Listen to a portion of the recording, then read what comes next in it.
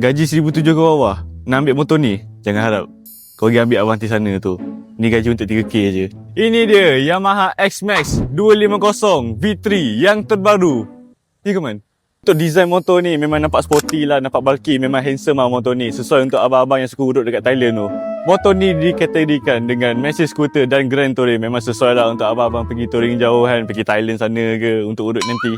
Untuk enjin dia berkapasiti 249cc, single overhead cam, single cylinder, menghasilkan 22.5 horsepower dan 24.3 Nm of torque. Top speed dia kalau ikut Google 140, tapi kalau sendiri 15 kot. Untuk bahagian meter dia ada dua TFT meter, sebelah kiri dan sebelah kanan.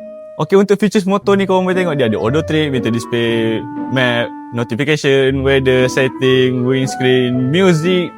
Itu sajalah. Memang banyaklah feature dalam ni.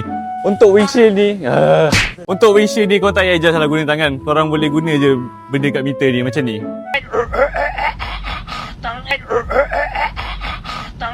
Canggih kan? Ni compartment dia bapak besar, korang boleh tengok dia letak dua helmet. Dia satu ni, satu sini. Letak ais boleh, letak ais lancar boleh. Untuk tangki minyak dia pula 13 liter. Ni bapak besar stesen minyak ke apa abah dia. Korang tak payah susah lah. Semua benda satu dalam sini. Korang boleh tengok sini boleh buka minyak. Lepas tu satu lagi boleh buka trip. Satu lagi boleh buka seat.